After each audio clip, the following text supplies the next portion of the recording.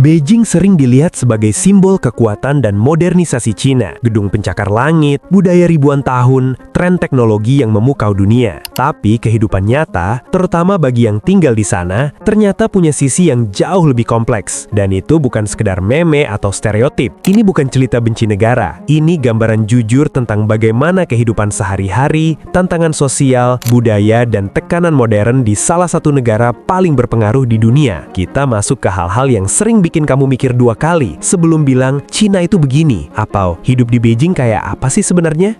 Hidup di kota super sibuk, urbanisasi, dan tekanan sosial. Beijing dan banyak kota besar di Cina itu penuh. Orang dari seluruh provinsi pindah ke pusat ekonomi buat cari kerja, pendidikan, peluang. Itu bikin urbanisasi super cepat. Tapi di balik gedung tinggi, sering ada masalah seperti tempat tinggal yang sempit. Penelitian menunjukkan bahwa kepadatan hunian urban bisa berhubungan dengan stres dan risiko gangguan mental, khususnya buat mereka yang tinggal di ruang kecil dengan banyak orang. Lalu ada fenomena Neijuan, kerja sampai lembur tanpa akhir. Budaya 996, 9 pagi sampai 9 malam, 6 hari seminggu masih kuat di banyak industri teknologi. Walaupun pemerintah sudah melarang secara resmi jam kerja seperti itu, praktiknya tetap hidup karena kompetisi kerja super ketat. Fenomena ini menyebabkan banyak orang muda memilih tangping atau lying flat sebagai bentuk protes tak langsung. Bukan mau malas, tapi menolak hidup yang bikin burnout terus-menerus. Isolasi dan rasa kesepian di era modern. Konten berita terbaru bahkan bahas fenomena aplikasi yang muncul karena orang takut died alone. Literally takut tidak ada yang tahu kalau mereka meninggal kalau tinggal sendirian. Ini bukan film horor, tapi realitas sosial akibat pola hidup urban dan kurangnya koneksi sosial nyata. Data juga menunjukkan jumlah rumah tangga single di Cina meningkat drastis, dan tren ini dipengaruhi oleh biaya hidup tinggi, karir yang menyita waktu, dan perubahan nilai keluarga tradisional. Bahasa, budaya, dan identitas, rintangan adaptasi.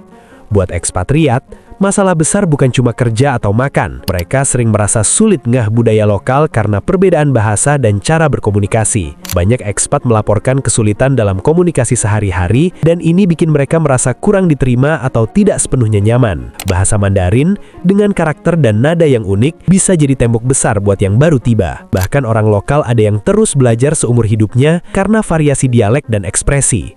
Teknologi versus kebebasan internet.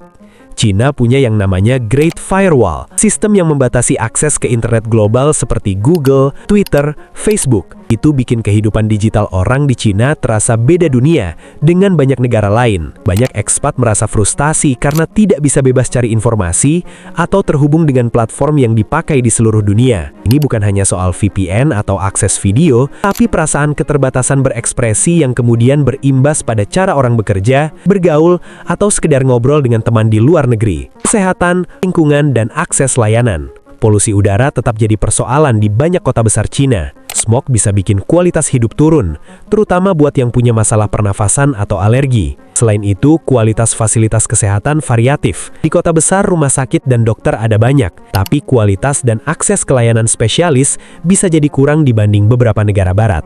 Birokrasi, visa, dan tantangan administratif. Buat orang asing, hidup di Cina itu juga soal birokrasi.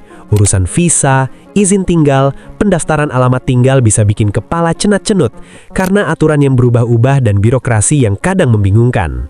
Banyak ekspat yang bilang, kalau mau tinggal lama, siapin kesabaran ekstra buat jadi pegawai pemerintah dadakan. Kesenjangan sosial, urban rural, dan tekanan ekonomi. Selain tantangan hidup kota besar, Cina juga punya kesenjangan antara wilayah urban dan pedesaan yang cukup nyata. Beberapa daerah pedalaman masih jauh tertinggal dari pusat ekonomi seperti Beijing atau Shanghai. Fenomena ini memicu perpindahan besar-besaran ke kota, tapi juga meninggalkan masalah seperti kemiskinan struktural dan peluang terbatas di wilayah lain. Realitas keluarga tradisional dan tren baru. Konsep keluarga tradisional di Cina juga berubah. Contohnya naked marriage, menikah tanpa aset besar karena tekanan ekonomi tinggi. Ini jadi simbol betapa biaya hidup bikin banyak generasi muda harus redefine hidup dan prioritas mereka. Kenapa banyak orang pindah ke luar negeri? Fenomena terbaru, kelas menengah Cina makin banyak yang memilih pindah ke luar negeri untuk cari kesempatan lebih bebas, kualitas hidup yang dianggap lebih tinggi, atau dukungan sosial yang lebih kuat. Ini bukan berarti Cina gagal. Ini lebih kayak tren global di mana anak muda dan profesional cari kehidupan yang sesuai kebutuhan mereka. Kesimpulan, Cina itu bukan semacam dunia hitam putih, modern, canggih, penuh peluang, tapi juga punya tantangan nyata. Tekanan kerja, isolasi sosial, batasan internet, birokrasi nyerempet ribet, sampai masalah lingkungan yang bikin nafas sesak-sesak. Omongan semua itu bukan cuma cerita klise, itu realitas yang dirasain orang.